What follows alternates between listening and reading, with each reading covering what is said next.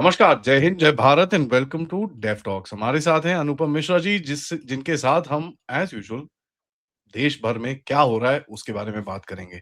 लेकिन उससे पहले सर जी प्रणाम, नमस्कार। नमस्कार, नमस्कार आदि। सर पहले तो मुझे ये बताइए सर ये वेस्ट बंगाल में से जो बम पटाखे बज रहे हैं अभी इस टाइम पे, कोई बोलता है 80 लाख गायब हो गए, कोई बोलता है 1 करोड़ गायब हो गए। आज तो भैया ऐसी खबरें आई हैं कि देख के बंदा सोचे कि क्या क्या सोचे समझ नहीं आ रहा मेरे को। 85 लाख के लोगों के फादर के नेम सेम है। ठीक है, वो डूबियस टाइप कुछ बोल रहा है। 13 लाख के फादर नेम सेम है, मदर नेम सेम है।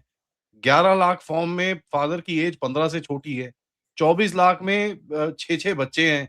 साढ़े 3-4 लाख के अंदर वो ग्रैंडफादर, ग्रेट ग्रैंडफादर बन रहे हैं 40 की उम्र पे। ये क्या हो रहा है सर?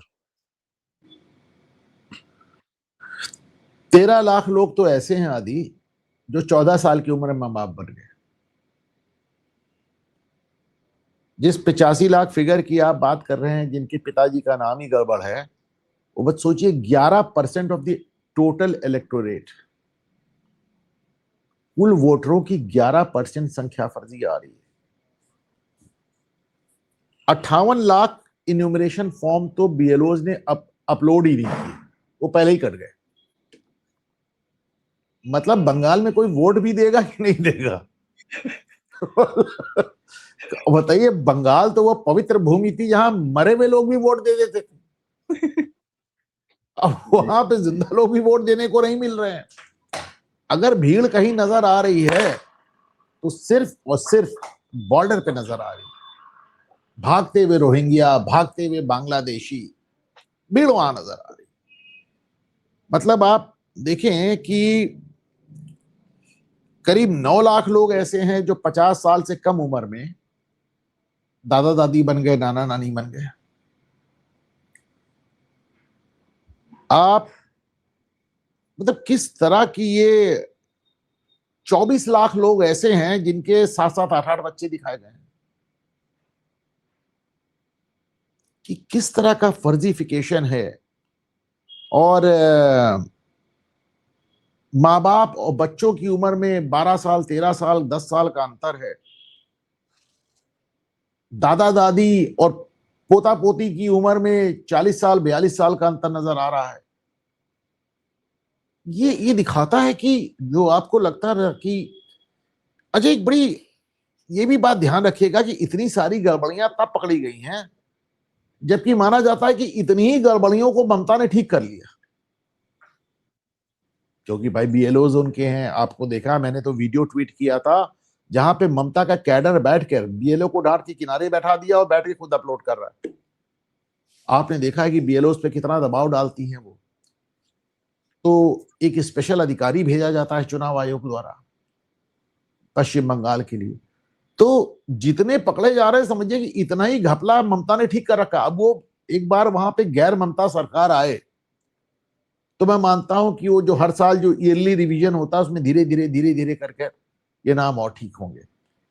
हमारे यहाँ वोट मतलब यूनिवर्सल फ्रेंचाइज का हम इतना ज्यादा गर्व करते थे इस पे, पर ये वोटर लिस्ट बनी कि एकदम मनगढ़ंत एक सूची बना के रख ली जिसमें कोई भी वोट डाल रहा है, मरा हुआ भी वोट डाल रहा है, घुसपैठिए भी वोट डाल रहे हैं, जो वहां मौजूद नहीं है वो भी वोट डाल रहे हैं। एक एक आदमी कई कई वोट डाल रहा है, कितने डुप्लीकेट्स निकले हैं। तो मेरी एकदम समझ के बाहर है। आप बताइए, करीब 12 लाख से ज्यादा लोग ऐसे हैं जो ढूंढे नहीं मिल रहे हैं। बस्तियां खाली पड़ी हैं, कॉलोनीज खाली पड़ी हैं, ताला लगा के लोग फरार हैं। भीड़ सिर्फ आपको बॉर्डर पे नजर आ रही है। अरे छोड़िए चुनाव उनाव तो बात की बात है भाई, इसी बहाने कितना घुसपैठियों से आपको मुक्ति मिली। और वो भी ममता बनर्जी के चलते, जिन्होंने अपने घुसपैठियों को यकीन दिला दिया कि एनआरसी है। अब वही बयान इस समय उत्तर प्रदेश में अखिलेश यादव दे रहे हैं कि एनआरसी एनआरसी। उत्तर प्रदेश में भी भगदड़ मची हुई। आपको मालूम है आदि, हमारे अपने प्रयागराज में, जो कि प्रयागराज उत्तर प्रदेश के उन जिलों में जहां मुस्लिम पॉपुलेशन सबसे ज्यादा है, एक घुसपैठिया नहीं मिला। इसका कारण ये नहीं कि यहां घुसपैठिया नहीं थे, इसका कारण यहां तक सब भाग गए। पूरी पूरी बस्तियां यहां वीरान पड़ी। लखनऊ में देखिए बस्तियां वीरान पड़ी। नगर निगम में सरकारी नौकरी में लगे हुए सफाई कर्मचारी छोड़ के भाग जा रहे हैं। तो एक विचित्र हालत है। बट सर नाउ लेकिन ये भी, इसको एक बात और सोच के देखिए आदि, मैं अक्सर अपने पॉडकास्ट पे ये बात कहता हूं, जस्ट इमेजिन कि 11 साल पहले नरेंद्र मोदी की सरकार नहीं आई होती, तो अभी 11 साल में और क्या हो गया होता। आने वाले 10 साल, 15 साल, 20 साल के अंदर हम अपनी लाइफ टाइम में हिंदुओं को यहां अल्पसंख्यक देख लेते।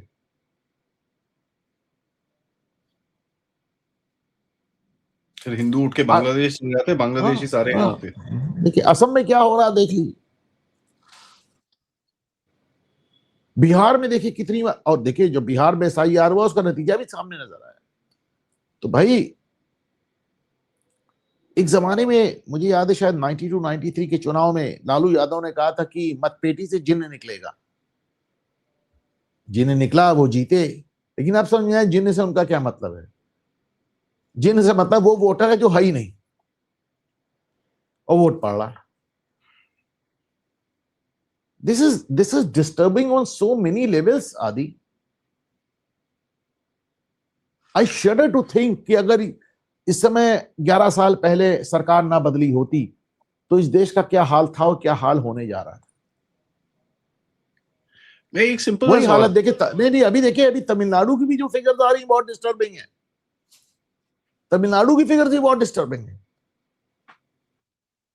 और आप जाकर बस सुप्रीम कोर्ट में, साहब SIR नहीं होना चाहिए, साहब SIR कराने का चुनाव आयोग को अधिकार ही नहीं है, साहब चुनाव आयोग नागरिकता जांच रहा है, साहब आधार इंक्लूड करा दिए, साहब ये कागज इंक्लूड करा दिए, साहब हमारे यहाँ खेती हो रही है, साहब हमारे यहाँ शादी चल रही है, साहब कितने, बस अंत में तो कमाल कर रहे हैं जस्टिस सूर्यकांत, चीफ जस्टिस हमारे। उन्होंने कहा मैं यहां इसलिए नहीं बैठा हूं कि यहां पे, and he use the word star lawyers. Star lawyers किसको कह रहे हैं? वो कह रहे हैं हमारे सामने स्टार वकील आके खड़े हो जाते हैं और घंटों बहस करते रहते हैं और मुझे जो गरीबों को न्याय देना मैं दे नहीं पाता। भाई किसको कह रहे हैं स्टार लॉयर्स? वो कोर्ट के उस कॉकस पे प्रहार कर रहे हैं जिस कॉकस की बात जस्टिस गोगोई ने की थी, जिसकी बात जस्टिस बोबड़े ने की थी, जिसकी बात जस्टिस चंद्रचूड़ ने की थी, जिसकी बात जस्टिस दीपक मिश्रा ने की थी, जिसकी बात तमाम CGIs करते रहे। वो कॉकस जिसने न्यायपालिका को अपने शिकंजे में ले रखा है। आकर बड़े बड़े वकील 50-50 लाख रुपए लेते हैं मेंशन करने का। उन्होंने कहा कोई मेंशन नहीं होगा जब तक फांसी नहीं लग रही होगी। मेंशन जाके, स्लिप जाके रजिस्ट्री में जाके दो। रजिस्ट्री का एक क्लर्क तय करेगा कि तुम्हारा मामला अर्जेंट है या नहीं है, उसके बाद वो CGI को भेजेगा। ये तो साहब एकदम कॉकस तोड़ने पे मादा है। और यकीन माने अगर ये कॉकस तोड़ दिया, हालांकि उनके पास समय बहुत कम है केवल 1.25 साल, लेकिन ऐसा होता है कि जब एक CGI कोई काम खींचता है, एक लाइन खींचता है, तो बाकी CGIs में भी असर पड़ता है। जस्टिस विक्रमनाथ पे भी पड़ेगा, जस्टिस पारदीवाला पे भी पड़ेगा, सब पे पड़ेगा। और ये कॉकस अगर टूट गया तो देश की न्यायपालिका शुद्ध हो जाएगी। मैं कल अपने पॉडकास्ट में कह रहा था आदि कि जो बात बात पे बयान देते हैं ना कि सरकार तुम्हारी होगी, सिस्टम हमारा है, तो सिस्टम उनका इसीलिए है क्योंकि उन्होंने न्यायपालिका को एकदम घेर रखा है। जैसे सूर्यकांत साहब कहते हैं मैं कुछ और कर ही नहीं पाता हूं, ये बड़े बड़े वकील आज खड़े हो जाते हैं, 2-2 घंटा बहस करते रहते हैं। वकील तो छोड़े साहब, आप तो योगेंद्र यादव को वहां खड़ा करके 1 घंटा बहस कराते हैं। तो अगर ये कॉकस टूट गया, तो फिर आप मानिए कि देश में बहुत बड़ा शुद्धिकरण आ जाएगा। भाई SIR नहीं होने देते, सुप्रीम कोर्ट पहुंच जाते हैं। वक्फ एक्ट आया, सुप्रीम कोर्ट पहुंच गए। CAA आया, सुप्रीम कोर्ट पहुंच गए। NRC आया, सुप्रीम कोर्ट पहुंच गए। ये कॉकस अगर टूट गया, ये सारे इस लोकतंत्र में, दुनिया के सबसे बड़े लोकतंत्र है भारत, उसकी जितनी बुराइयां हैं, लोकतंत्र की भी अपनी बुराइयां, अपनी कमजोरियां, अपनी खामियां होती हैं, तो उसकी जितनी खामियां, उसका जो रूट है, उसकी जो जड़ है, हमारी न्यायपालिका पर हावी वो वकीलों का, स्टार वकीलों का, to quote the chief justice, star lawyers का वो कॉकस है जिसने न्यायपालिका को घेर रखा है। इस कदर घेर रखा है कि जस्टिस बेला त्रिवेदी ने अगर उमर खालिद और शर्जील इमाम को जमानत नहीं दी तो उन्होंने जस्टिस बेला त्रिवेदी को विदाई नहीं दी, फेयरवेल नहीं दिया। सुप्रीम कोर्ट के इतिहास में जस्टिस बेला त्रिवेदी पहली ऐसी जज हो गई जिनको विदाई नहीं दी गई। क्यों? विदाई कौन देता है? Supreme court bar association. Supreme court bar association का अध्यक्ष कौन था? कपिल सिब्बल। तो this is disturbing, this is disturbing. Sir मेरा एक ही सवाल है इसके अंदर ना, ये जिस तरह से ईसी जा रही है एंड जितने लूपहोल्स बनाए थे ममता बनर्जी की टीएमसी ने, दिखता ऐसा है कि इन लोगों ने पूरा उसकी मैपिंग करके रेडी है लोग, और every day every second day they come up ना, ये ठीक नहीं है, ये ठीक, और ये सब चीजें तो पब्लिक डोमेन में आ रही हैं सर, जो आप और हम डिस्कस कर रहे हैं। क्या-क्या चीजें होंगी जो बैक एंड पे होंगी। तो ये एसआईआर तो ये तो पास है, फेल है, क्या है सर? प्रोसेस क्या होगा? इसको मैं मानूंगा एक फर्स्ट क्लास पास है, लेकिन 40% काम अभी भी बाकी है, और वो काम तभी हो पाएगा जब ममता हट जाएंगे। Is this the reason why government Mamata को नहीं हटा रही है कि भाई ये दिखाना है कि ये देखो, ये बैठ के ये हो रहा है यहाँ पर? I really don't think so. और दूसरी बात, मेरा तो अपना मानना है, एक दिन वो संजय दीक्षित साहब के शो पे बैठा, मैं कह रहा था एसआईआर के लिए बेस लाइन क्या लिया है? 2002। और सबसे ज्यादा इन्फिल्ट्रेशन कब हुआ इस देश में? 1970 से लेकर बांग्लादेश युद्ध के 1 साल पहले जब हमारे यहां बांग्लादेशी आए। इनफैक्ट 1971 का वॉर हुआ क्यों? 1971 का युद्ध इसलिए हुआ कि यूनाइटेड नेशंस में इंदिरा गांधी ने यह कहा कि हमारे यहां इतने बांग्लादेशी आ गए कि भारत की अर्थव्यवस्था उनको संभाल नहीं सकती, इसलिए युद्ध हुआ। तो 1970 से लेकर 2000 तक ये जो 30 साल सबसे ज्यादा इन्फिल्ट्रेशन हुआ, सबसे ज्यादा इन्फिल्ट्रेशन हुआ।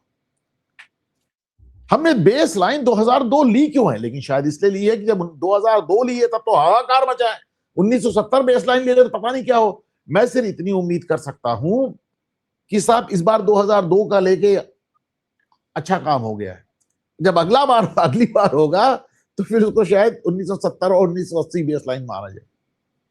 क्योंकि मेरे हिसाब से सर सबसे ज्यादा इन लोगों ने घुसाए हैं 2021 में, कोविड के टाइम पे इन्होंने बड़े सारे घुसाए अंदर, क्योंकि वो टाइम के अंदर दुनिया में आदि सबसे बड़ा इन्फिल्ट्रेशन 70-71 में हुआ। वो अलग, दैट इज हमारा ऑफिशियल रीजन है उस वॉर का। हमारा आधिकारिक कारण है कि इतनी बड़ी संख्या में बांग्लादेशी घुसाए कि हमारी अर्थव्यवस्था चरमराने लगी थी। आपको बताऊं मैं आदि, उस जमाने में भारत सरकार ने एक डाक टिकट जारी किया था, मैंने अपने पॉडकास्ट में दिखाया था, जिसमें बांग्लादेशी रिफ्यूजीज को छापा गया था, उनके लिए स्पेशल टैक्स लगाया गया था। लेट मी शो, एक मिनट मैं गूगल करता हूं, आपको दिखाता हूं। मैं निकालता हूं, व्हाट्स इट कॉल्ड? स्टैम्प पे आया था, स्टैम्प पे मैं करता हूं, आप you please carry on. Oh wow, this something I didn't realise. I mean यही चीज मेरे को, देखिए मजाक तो बड़ा बन रहा है इसका, वो देखो जी पकड़े गए, बट जो आपने एक चीज बोली कि 2014 में अगर सरकार नहीं बदलती, हम किधर पे बैठे होते? लुक एट दिस आदि, होली शिट, रेफ्यूजी रिलीफ।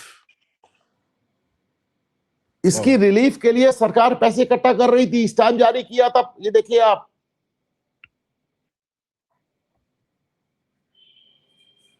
$1971 का स्टैम्प है 1971 का।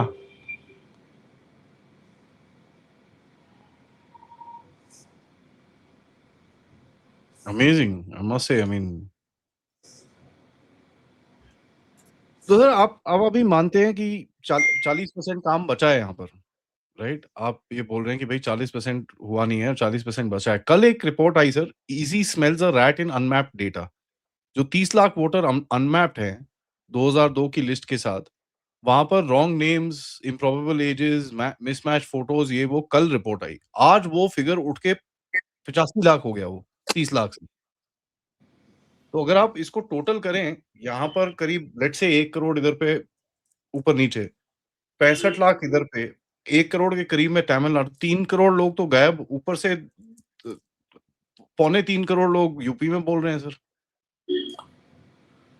हाँ, 2,91,00,000 करीब यूपी की फिगर आ रही है। अभी यूपी की फिगर तो अभी ठीक होगी, आप थोड़ा सा वेट करें इसके लिए, यूपी फिगर काफी इंप्रूव होगी। लेकिन द पॉइंट इज कि आपको हर तरह का घबरा, अभी जैसे रायबरेली में, उत्तर प्रदेश की आप बात कर रहे हैं, तो रायबरेली में एक रैकेट पकड़ा गया, पासपोर्ट 50,000 फर्जी जन्म प्रमाण पत्र, बर्थ सर्टिफिकेट बना दिया आपने। अच्छा, ये पिछली बार ही पकड़ा गया तो उसमें कई लाख अच्छा, आप देखिए लाखों प्रमाण पत्र रायबरेली से तैयार हो रहे थे, उसमें एक समाजवादी पार्टी का कार्यकर्ता था, कुछ मुस्लिम बच्चे थे।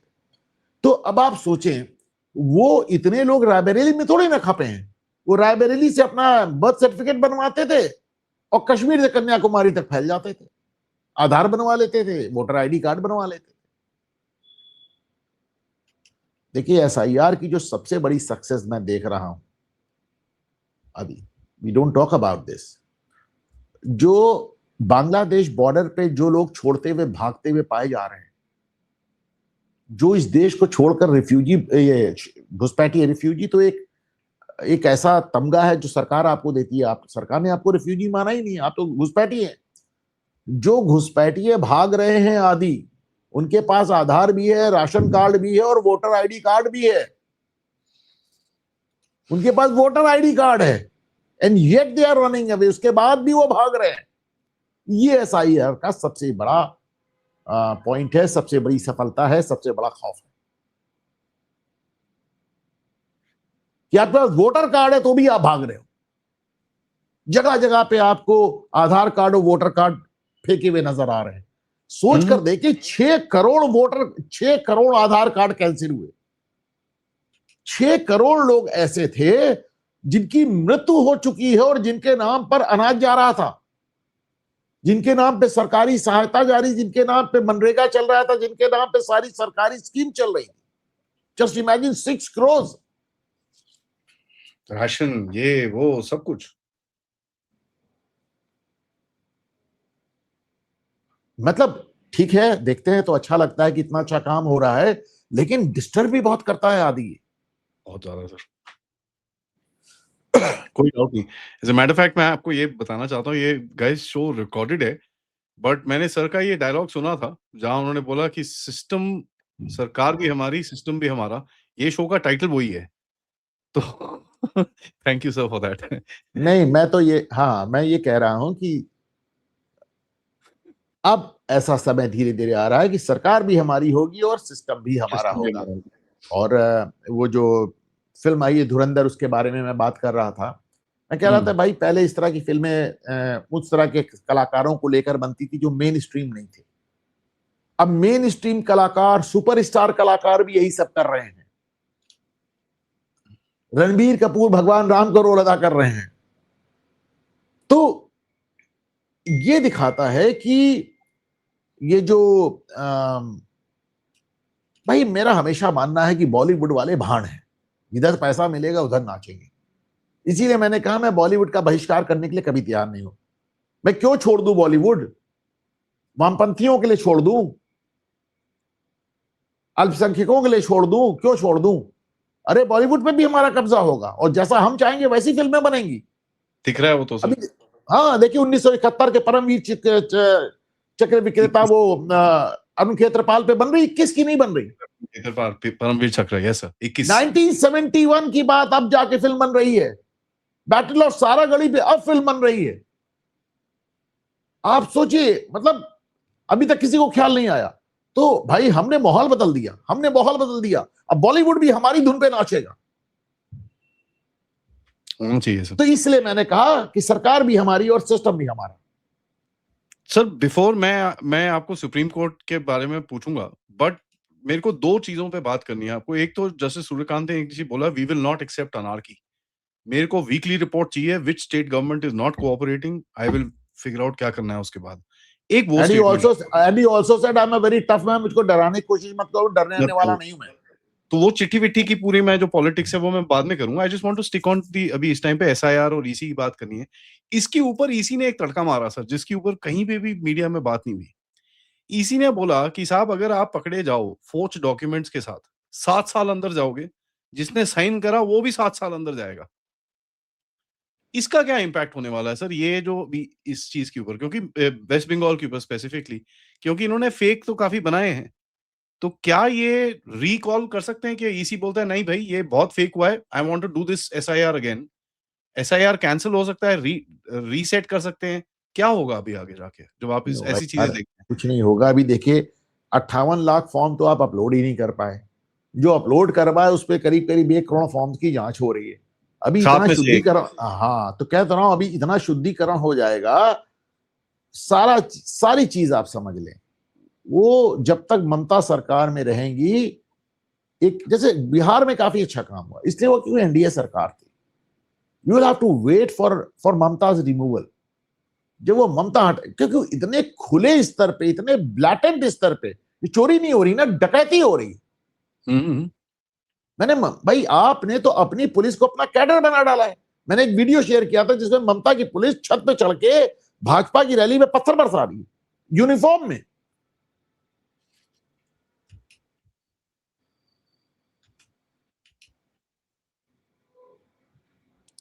तो ये जो अभी ईसी का भी स्टेटमेंट है, ये डेटरेंस है, क्या है सर ये?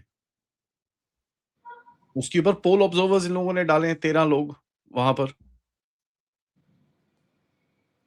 वो केवल बंगाल में नहीं डाले हैं, 5 प्रदेशों में डाले हैं, इंक्लूडिंग उत्तर प्रदेश। जी। इंक्लूडिंग उत्तर प्रदेश। देखिए मैं आपको एक बात बताऊं, मैं आपको एक छोटा किस्सा बता रहा हूं, इसको जी। समझिए। मैं संजय दीक्षित साहब को बताया था, हमारे यहाँ ये जो फॉरेनर्स एक्ट है, फॉरेनर्स एक्ट क्या कहता है 1950 का? वो ये कहता है कि अगर आदि एजेंट को पकड़ लिया गया और कहा गया कि तुम विदेशी हो, तो आदि एजेंट को साबित करना है कि नहीं, हम विदेशी नहीं हैं, हम भारतीय। यू लिसनिंग आदि? द बर्डन ऑफ प्रूफ, अपने को भारतीय साबित करने की जिम्मेदारी आप पे थी। ये हमारा कानून 1950 से चला आ रहा था। हुआ क्या कि 1980 के आसपास असम में इतनी बड़ी संख्या में मुसलमान घुस आए कि 1983 में इंदिरा गांधी ने एक नया एक्ट बना दिया, ओनली फॉर असम, आईएमडीटी। अब साहब जो आईएमडीटी एक्ट है, उसने ऐसा कर दिया कि बर्डन ऑफ प्रूफ पुलिस पे डाल दिया। जो एजेंसी आरोप लगा रही है उसके ऊपर डाल दिया। देखिए मैं आपको बताऊं कि मतलब अब, और वो एक्ट इतना खतरनाक बना दिया, इसका नाम था illegal migrants determination by tribunals act 1983, और ढेर सारी ट्रिब्यूनल बना दी का इसमें तय होगा। अब आप समझिए 30 साल में तीन घुसपैठिए निकले उसमें। चीज। तो ऐसा इंदिरा गांधी ने उनके लिए कर दिया। फिर वो जो असम गण परिषद का एक कार्यकर्ता था सर्बानंद सोनोवाल, जो अब भाजपा में आ गया, उसने 2005, वो लंबे समय तक इससे सुप्रीम कोर्ट में लड़ता रहा। 2005 में सुप्रीम कोर्ट ने कहा कि इंदिरा गांधी का यह कानून गलत है, इसको खारिज किया। अब आप सोचिए 1983 में कानून बना, उसके 22 साल 23 साल बाद जाकर सुप्रीम कोर्ट ने उसको गलत साबित किया और कहा जितने ट्रिब्यूनल है सबको डिसॉल्व कर दो, सबको भंग कर दो, और सबके ऊपर फॉरेनर्स एक्ट लागू कर दिया।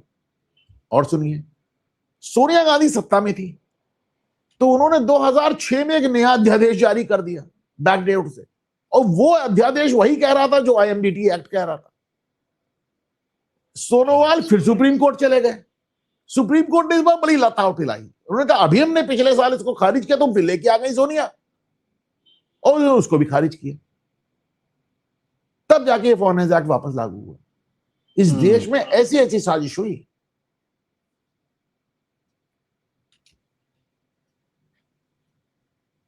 अभी ये समझ में नहीं आता सर, जब ऐसी ऐसी चीजें सामने आती है ना, आप बोलते ना, वो कहीं ना कहीं दिमाग बंद हो जाता है सर। सोच नहीं समझ में आती ये हो क्या रहा है। एक आखिरी सवाल मैं यहाँ पर पूछूंगा सर, ये जो एक एक रिवीजन भी हुआ था कई बूथ्स के अंदर जहां पर ये डेथ्स नहीं दिखाई थी इन लोगों ने, कोई 2208 बूथ्स थे ये जिसके अंदर इस तरह के ट्राइब्यूनल्स बन गए थे आदि, ये सारे ट्रिब्यूनल्स सुप्रीम कोर्ट ने खारिज कर दिए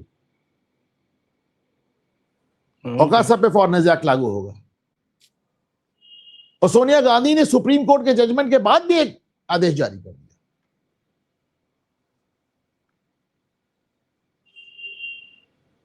अमेजिंग, अमेजिंग स्टफ सर। जब आप इसमें देखते हैं ये जो रीसेट हुआ कई जगहों के अंदर, एक 2208 जैसे मैं बोल रहा था जिसमें डेथ नहीं दिखाई थी, उसके बाद सडनली वो 400 हो गया। फिर मैंने सुना अभी तो कोई 208 जगह हैं जिसके अंदर एक भी डेथ नहीं है और ईसी ने उसको उसको भी रिजेक्ट कर रखा है। तो ये तो अभी सर कल-परसों तक इसका टाइम खत्म हो जाएगा, तो क्या होगा अभी आगे? नहीं, वो तो ऐसा होगा ना, देखो 3 तरह की, मतलब 2 तरह की सिमें, एक तो वो फॉर्म्स हैं जो अपलोड ही नहीं हुए 58 लाख, हुँ। और ये जितनी तरह के तुमने ये फॉर्म भेज रखे हैं ना, कि जहां पे 22-23 साल में कोई मरा ही नहीं। ध्यान रहे, ये जितने एरियाज है सारे के सारे बॉर्डर एरियाज है, 24 परगना से लेके मालदा से लेके मुर्शिदाबाद से लेके सारे वो जिले हैं जो बॉर्डर एरियाज हैं जिसमें मुस्लिम पॉपुलेशन 60 से 70% है। उसमें आप दिखा रहे 23 साल से कोई मरा ही नहीं, 23 साल से किसी ने जिला छोड़ा ही नहीं, 100 फॉर्म दिए गए, 100 फॉर्म वापस पूरा भर के प्रॉपर। तो भैया वो देख रही ना, इलेक्शन कमीशन भी बैठी हुई है, एक अलग से अधिकारी भी बैठा रखा है। अभी इन फॉर्म्स को, इन लोगों को नोटिस देके समन भेजा जा रहा है। They are being summoned to appear in person. इनको सम्मन भेजा जा रहा है कि आओ भैया, अगर जिंदा हो तो जरा सामने आओ। उन लोग को सम्मन भेजा जा रहा है जिनमें बाप बेटों के बीच में 12 साल का अंतर है, जरा बाप बेटे दोनों सामने हम देखना चाहते हैं। जीसस! अब गए। जहां दादा और पोते के बीच में 40 साल का अंतर, उनको बुला के देखना, सम्मन सा बिंग सेंड, आने तो दीजिए, देखे कौन सामने आता है। तो आज जो और ड्रामा आपको किया मालूम है सबसे बड़ी संख्या जो निकली है, करीब 11 लाख इस तरह के फर्जी वाला कहां निकला है, उस जिले से निकला है जहां से अभिषेक बनर्जी 7.5 लाख से चुनाव जीते हैं, 7.5 लाख वोट से। अरे यार, तुम 7.5 लाख वोट से क्यों जीते? तुमको तो 12-15 लाख से जीतना चाहिए था, जब 11 लाख को आप फर्जी जीत रहे थे। सर यही मैं यही देखता हूँ, यूपी में 2.5 करोड़ 3 करोड़ के करीब में एक्स्ट्रा वोट इन लोगों ने डाले हैं। ठीक है, आपने मोदी जी को हिला दिया, आपने अपने नैरेटिव बनाने के लिए अयोध्या में ये कर दिया, लेकिन फिर भी साला हिला नहीं पाया पूरी तरह से। मोदी जी फिर भी 1.5 लाख वोट से जीते हैं। मतलब अब बेईमानी करने में भी आपकी साला उसमें भी दिमाग नहीं चलता ढंग से। देखिए, दिमाग ही तो ठीक से नहीं चल रहा है विपक्ष का। विपक्ष का दिमाग ही तो ठीक से नहीं चल रहा है। मैंने पिछले 1 हफ्ते में, मेरे लिए सबसे सरप्राइजिंग बात एसआईआर के रिजल्ट से भी ज्यादा सरप्राइजिंग बात अगर कुछ है आदि, तो एक बंदा जो पिछले कई महीनों से घूम घूम कर कह रहा है वोट चोर गद्दी छोड़, राहुल गांधी, वो इस मुद्दे पे कल रामलीला मैदान में विशाल रैली कर रहा है। बिहार में उसने इस बात पर एक लंबी यात्रा की है। चुनाव की हर रैली में उसने कहा है एसआईआर गलत है, और उस आदमी को जब संसद में बोलने का मौका मिला तो उसने एसआईआर शब्द अपनी जबान पे नहीं लाया। He kept on talking about what? Kanjeevaram sari, Banarasi sari, Himachali टोपी, नागा जैकेट। उस आदमी ने एसआईआर का नाम नहीं लिया अपनी अपनी जुबान पर। तुमने चुनाव आयोग और चुनाव आयुक्तों की नियुक्ति को लेकर जितने आरोप लगाए, अमित शाह ने बता दिया कि इनमें एक भी कानून हमने नहीं बनाया, जो बनाया नेहरू जी ने बनाया, सब 1950 से 1951 से चला आ रहा है। जिस इम्यूनिटी की तुम बात कर रहे हो, वो इम्यूनिटी नेहरू जी देके गए थे। 45 दिन के बाद कोई चुनाव चैलेंज नहीं हो सकता, ये कानून नेहरू जी बना गए थे, डॉक्टर अम्बेडकर बना के गए थे। सीजीआई पैनल में नहीं होगा, ये कानून भी नेहरू जी बना के गए थे। तो भैया उन्होंने सब जवाब दे दिया। तो उसके बाद बंदा निकल के बाहर कहने लगा कि अमित शाह तो कांप रहे थे, मैंने Amit Shah actually said that कि मैंने अमित शाह की धज्जी उड़ा दी।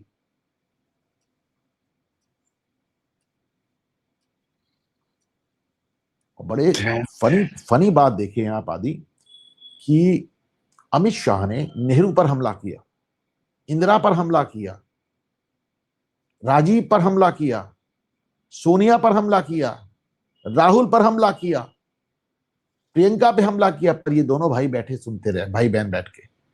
लेकिन जब घुसपैठियों पे हमला किया तो दोनों उठ के बाहर चले गए। घुसपैठिए इनको आज अपने परिवार, अपनी राजनीति, अपनी पार्टी, अपने दल सबसे ज्यादा प्यार है।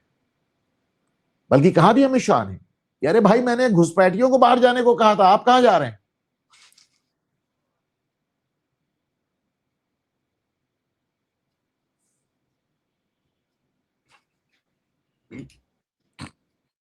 सॉरी मेरे को थोड़ा ये थोड़ा नीचे जाता नहीं है।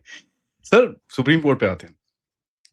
ये जो चेंज दिख रहा है सर सुप्रीम कोर्ट का एंड मतलब एक्सपेक्टेड नहीं था। आपने हमने काफ़ी बारी बात करी है कि इस ये बड़ी लंबी लड़ाई होगी, बड़ा लंबा टाइम लगेगा। क्या आप तो sir I mean I consider you my guru as far as the courts are concerned जितना आपने मेरे को सिखाया है इन चीज़ों में, जितनी आपसे मैंने बात करी है कोर्ट्स एंड इन चीज़ों में, पर्सनली आपने एक बेसिक जो बोलते हैं ना प्रैक्टिकल अंडरस्टैंडिंग मेरे दिमाग में डाली कि यार ऐसे चलता है। Don't look at it ideologically ये इधर भी जाएगा, उधर भी जाएगा, सब कुछ होगा। तो मेरे को एक वो दिमाग में सेटलमेंट हुई आपकी बात सुन के। आज क्या बोलते हैं सर आप? मैंने बताया कि जस्टिस सूर्यकांत ने एक लंबी लाइन खींच दी है और वो आने वाले दिनों में जो next chief justice of India जितने आप देखेंगे, एक बीच में बहुत शॉर्ट टेन्योर छोड़ दिया जाए तो जस्टिस विक्रमनाथ हैं, जस्टिस पारदीवाला तो यहाँ 2.25 साल रहेंगे। उन्होंने सबके लिए एक लंबी लाइन खींच दी है। उन्होंने दिखा दिया जो चिट्ठी पत्री बेच का दबाव तुमने बनाया था वो भी नहीं चलेगा। उन्होंने बता दिया कि साहब हम ये स्टार लॉयर्स के कॉकस को तोड़ देंगे। उन्होंने तो यहां तक कह दिया आदि कि जनवरी से तुमको बताना पड़ेगा कि तुमको अपनी बहस कितनी देर चलाओगे, लिख के देना पड़ेगा। ये नहीं चलेगा कि तुम 12-12 घंटे बहस करो, पूरे हफ्ते बहस करो। You will have to give it in writing कि तुमको कितनी देर बहस करना है, तुमको लिख के देना पड़ेगा और उससे ज्यादा तुमको बहस नहीं कराएंगे। यहां तो सुप्रीम कोर्ट का तो वो हाल हो गया था कि योगेंद्र यादव भी आगे 1 घंटा बहस करके चले जाते थे। उन्होंने कहा कि सुप्रीम कोर्ट यहां पर बड़े बड़े वकीलों के लिए और एनजीओ के लिए और एसआईआर का मुकदमा सुनने के लिए नहीं बैठी है। सुप्रीम कोर्ट यहां गरीबों को न्याय देने के लिए बैठी है।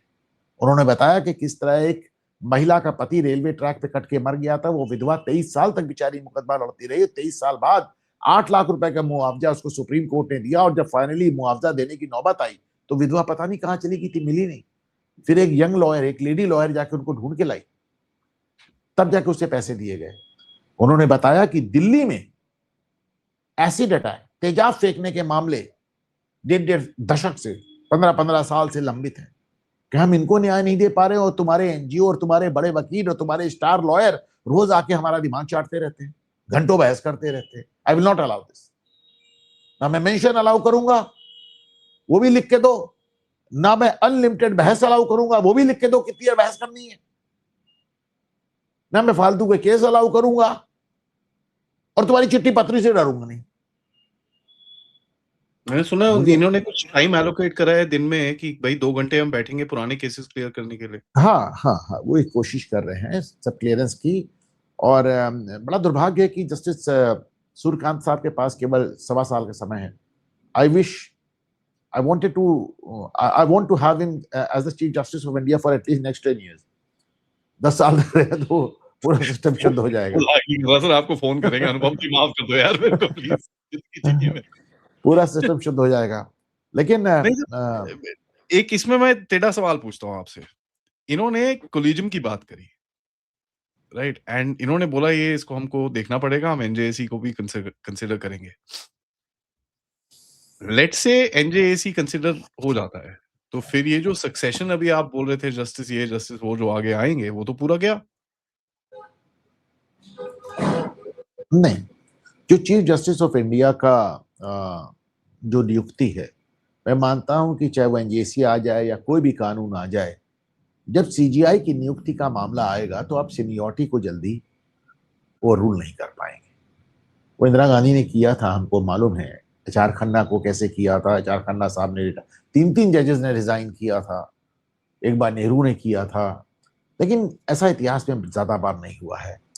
तो ये जो आपको एक, जब तक कोई बड़ा स्कैंडल ना हो जाए, जब तक कोई महाभियोग चलने की नौबत ना आ जाए,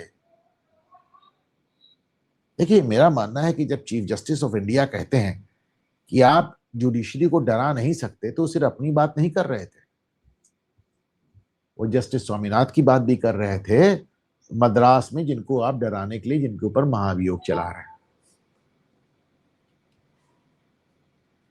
तो उनकी भी बात कर, वो बताना चाह रहे थे कि आप जुडिशरी को इस तरह डरा नहीं सकते, क्योंकि जुडिशरी को डराने का हमेशा देखिए, इन्होंने जिस जमाने में जस्टिस दीपक मिश्रा ने कहा था कि मैं ये अयोध्या वाला मामला सुलझा दूंगा, तो आपने उनके ऊपर महाभियोग चला दिया, वो डर गए। हम्म, डीवाई चंद्रचूड़ के आप ऊपर आपने चिट्ठी पत्री की, जस्टिस बोबड़े को आपने ब्लैकमेल किया, जस्टिस गोगोई राइट, को आपने ब्लैकमेल किया। राइट, तो जो शुरुआत में मैंने एक बात कही थी कि एक जो कॉकस है, कॉकस ऑफ सीनियर लॉयर्स, वरिष्ठ अधिवक्ताओं का एक जो गैंग गिरोह है, स्टार लॉयर्स का, चीफ जस्टिस की भाषा में, जिस दिन ये टूट जाएगा, वो न्यायपालिका का एक बहुत बड़ा संकट दूर हो जाएगा। जब आप इस पूरे देखते हो सर अभी गवर्नमेंट के एटीट्यूड को, फॉर एग्जांपल राजनाथ सिंह जी, अमित शाह जी, अभी तक तो प्राइम मिनिस्टर ने जो बात करी है उन्होंने जो करा, बट वो प्राइम मिनिस्टर साहब थोड़े अलग ही उनका लिहाज है। आदि आदि क्या आप एक सेकंड के लिए पॉज करेंगे रिकॉर्डिंग? हाँ सर। तो जैसे मैं बोल रहा था सर, इनके सबके आपने स्पीचेस देखे, राजनाथ सिंह जी का एक एटीट्यूड देखा बीच में, मैंने by the way I have never seen him angry, जो उन्होंने ये सब बोला मैंने कभी नहीं देखा उनको। Amit Shah ji was in a different mode all together, वो तो मतलब वो एक रख के बजाते हैं अच्छे से, बड़ा मजा आता है उनको सुन के। I think he is a very good parliament speaker. But in in सबके स्पीचेस में से एक एटीट्यूड दिखता है आपको गवर्नमेंट का, जो पिछले पार्लियामेंट के सत्र से थोड़ा-सा डिफरेंट है। ज़्यादा नहीं, थोड़ा-सा। बट वो थोड़ा-सा जो एक माइल्ड डिफरेंस है, इट इज़ बेसिकली सुनना है सुनो, नहीं तो जाओ यहाँ से। ये क्या हो रहा है सर? व्हाट इज़ हैपनिंग ये हियर? आदि इस बार एक बात देखने में आ रही है कि जैसे गवर्नमेंट मन बना के आई थी कि इस बार वो कांग्रेस के सारे एजेंडे को on the floor of the house ही ध्वस्त कर देगी। बात केवल अमित शाह की नहीं है, बात केवल राजनाथ सिंह की नहीं है। आप निशिकांत दुबे को सुने, आप संबित पात्रा को सुने, आप सुधांशु त्रिवेदी को सुने, आप ये जो हिमाचल का है क्या नाम है अनुराग ठाकुर को सुने, तो आपको इस बार नजर आया कि Bhajpa on the floor of the house बहुत अटैकिंग मोड में थी, क्योंकि उनको मालूम है कि साहब इनका एक ही तमाशा है, इन हल्ला मचाते हैं, बात होने नहीं देते, बहस होने नहीं देते, अनर्गल आरोप लगाते हैं। दूसरी बात, पिछले कुछ दिनों में एक बात साबित हो गई है कि राहुल गांधी जैसे जैसे गीता पे हाथ रख के कसम खाते हैं ना, उस तरह उन्होंने भी कहीं कसम खा ली कि मैं झूठ झूठ और केवल झूठ बोलूंगा। तो ये एक बार मन बना लिया गया कि साहब इस बार इनके सारे एजेंडा को हम ध्वस्त कर देंगे। और इस बार भाजपा की तरफ से जितने स्पीकर्स बोले हैं, आप देखिए तकरीबन सबने बड़ा ही ऑफेंसिव स्टैंड लिया है, और ये बहुत जरूरी भी था। आप देखिए जब इतनी पिटाई हुई तो उसके बाद इतनी पिटाई की राजदीप सरदेसाई जैसे लोगों ने वीडियो उड़ाया है कि भाई अमित शाह ने इतना पीटा कि राहुल गांधी के पास भागने के अलावा और कोई चारा नहीं। This is precisely what he said.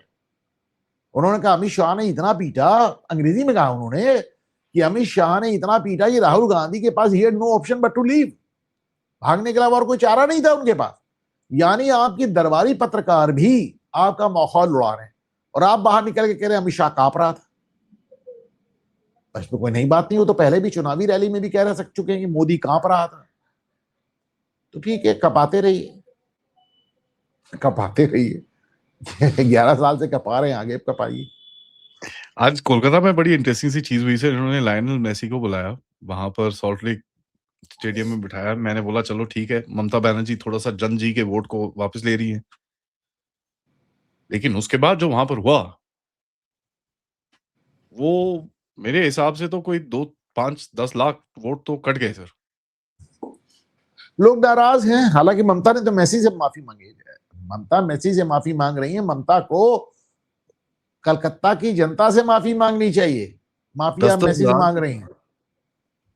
कल तक आपको दर्शकों से माफी मांगनी चाहिए, आप सिर्फ मेसी से माफी मांग रही हैं। बट दैट इज ममता। ममता का क्या ही किया जा सकता है। लेकिन एक बात नजर आई कि इन्होंने अपनी पुलिस को इस कदर कैडर मैनेजमेंट में लगा दिया है, उसको अपना ऐसा कैडर, पॉलिटिकल कैडर बना डाला है कि मुझे लगता है कि पश्चिम बंगाल की पुलिस अब अपना काम करने में सक्षम नहीं रह गई। उनके अंदर जो प्रोफेशनलिज्म था वो नहीं है, ना प्लानिंग है। अच्छा देखिए, दोनों जगह नजर आई ये बात। पश्चिम बंगाल की पुलिस आज उतनी ही अक्षम, उतनी ही नकारा, प्लानिंग से लेके एग्जीक्यूशन तक इतनी ही बेकार नजर आई जितनी स्टालिन की पुलिस नजर आई थी कुरूर की रैली में, हुँ, हुँ। विजय की रैली में। और देखिए उसमें सुप्रीम कोर्ट ने क्या आदेश किया है, कहा सीबीआई इंक्वायरी ही नहीं कराएंगे, इंक्वायरी का एक भी आदमी तमिलनाडु का निवासी नहीं होना चाहिए। हुँ, हुँ। मैंने ऐसा आदेश पहले कभी देखा नहीं आदि। अच्छा। This is the first time कि कोर्ट कह रही है कि साहब इंक्वायरी का एक भी आदमी फलां स्टेट का निवासी नहीं होना चाहिए। दैट शोज कि even the supreme court is apprehensive. Supreme court को भी इस बात का अंदेशा है कि अगर तमिलनाडु के निवासी होंगे तो स्टालिन सरकार उस पर हावी हो जाएगी, उसको ब्लैकमेल कर लेगी। बताइए इसके अलावा और क्या कारण हो सकता है इस आदेश का? तो स्टालिन और ममता दोनों ने अपनी अपनी पुलिस का प्रोफेशनलिज्म खत्म कर दिया है। खत्म कर वो दिया। पुलिस कम और राजनीतिक कैडर ज्यादा रह गए। कर्नाटका में भी वही दिखता है सर हमको, जो लॉज कर्नाटक लेके आ में भी रहे हैं। उतना नहीं हुआ है, कर्नाटक में भी उतना नहीं हुआ है, लेकिन by the time Siddaramaiah is finished, अगले 2.5 साल में वो इसका काफी काम तो कर डालेगा। एक थाना बना दिया है, ऐसा थाना बना दिया है जहां से पूरे हिंदुस्तान भर की एफआईआर होती है। पूरे हिंदुस्तान की एफआईआर वहीं से होती है। अजीत भारती से लेकर संजय दीक्षित तक सबकी एफआईआर वहीं लिखी जाती है। तमिलनाडु में सर वो जस्टिस स्वामीनाथन के ऊपर जिस तरह से इन लोगों ने बर्ताव करा है, एंड जिस ब्रेजन तरह से इन लोगों ने जाके वो चिट्ठी-विट्ठी दी कि इनको इम्पीच कर दो, ये कर दो, वो कर दो। सर इनका पॉलिटिकल एडवाइजर कौन है सर? मेरे को समझ में नहीं आता। अखिलेश यादव एक तरफ इनको दिखा है कि भाई वहाँ पर हिंदू नहीं, और जैसे ही ये बाहर निकले इन्होंने बोला भई वो गाने-वाने बजाने बंद करो, ये जो बकवास तुम लोग करते हो, जाति-पाति ये सब गाने बिल्कुल बंद कर दो। उसके बाद जाके आप ये चीज़ करते हो। ये क्या हिंदुओं को क्या अंधा सोचते हैं? क्या मेरे को समझ नहीं आ रहा सर, ये कहीं करने की क्या कोशिश है? अब क्योंकि मेरे को सॉरी मैं आपको एक चीज़ इंटरप्ट करूँगा। एक ही चीज़ मेरे को इसमें कनेक्टिंग दिखी थी कि जिस दिन पे ये प्रोटेस्ट चल रहा था, उसी दिन वक्फ को नोटिफ़ाई किया था तमिलनाडु गवर्नमेंट ने।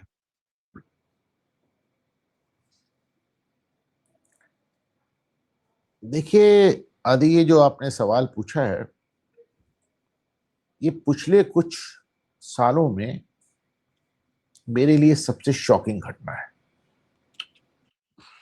एक हाईकोर्ट जज पे आप कह रहे हो कि हम उसको बर्खास्त कर देंगे इसलिए कि उसने 1500 साल पुराने उस मंदिर में एक दिया जलाने की अनुमति दे दी, वो भी साल में एक बार, जो मंदिर जब बना था तब इस्लाम पैदा भी नहीं हुआ था।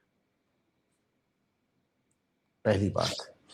दूसरी बात, जिस सिकंदर की दरगाह की तुम हवाला दे रहे हो, तमिलनाडु सरकार का जो टूरिज्म डिपार्टमेंट है, पर्यटन विभाग, वही कह रहा है कि वो दरगाह वहां से कई किलोमीटर दूर है, उस मंदिर पे है ही नहीं।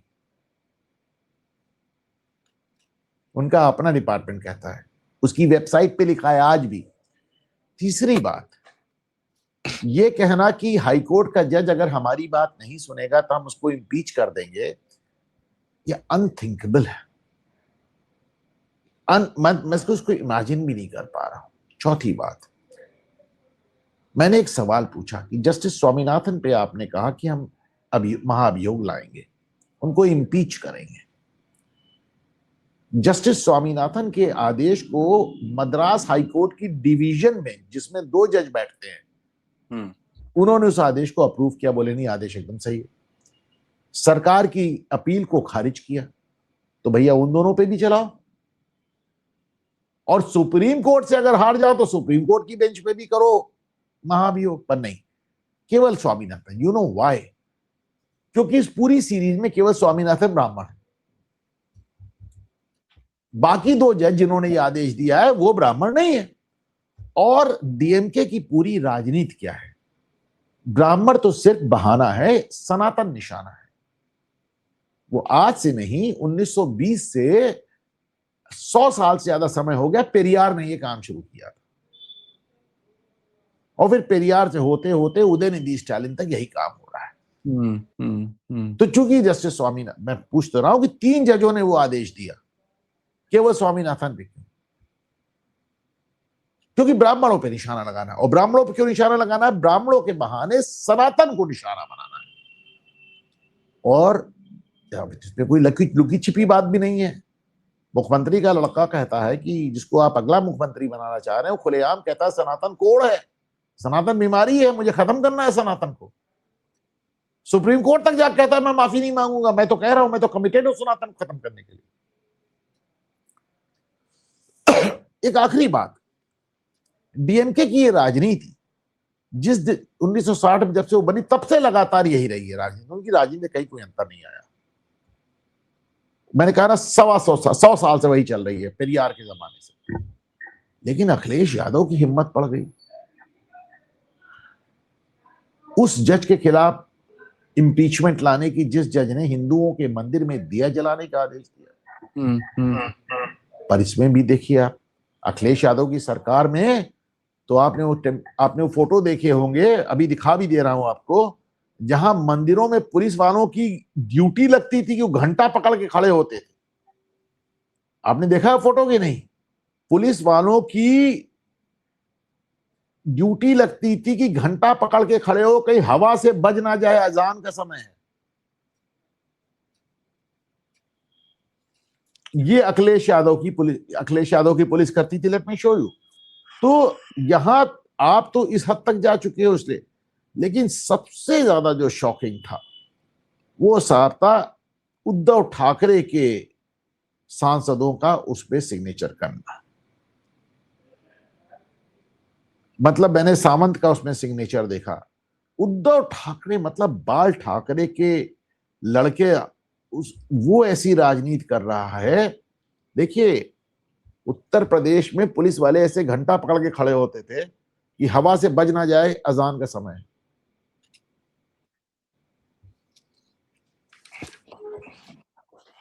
मैं नहीं देख पाऊंगा सर उस फोटो को।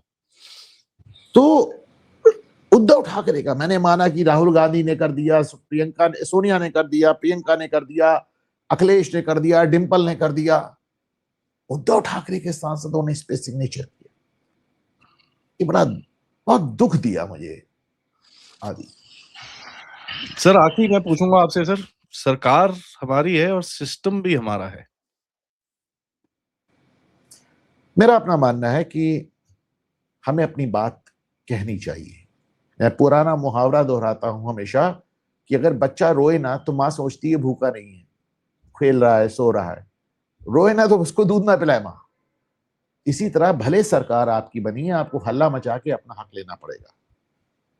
आपने देखा अभी मध्य प्रदेश में वो कौन वर्मा था, क्या नाम था उसका, सुरेश वर्मा या क्या नाम था एक अधिकारी का, जो उटपटांग बोल रहा था, उस पर इतना हल्ला मचाया लोगों ने कि अंत में मध्य प्रदेश सरकार ने उसकी बर्खास्तगी का प्रस्ताव केंद्र सरकार को भेज दिया।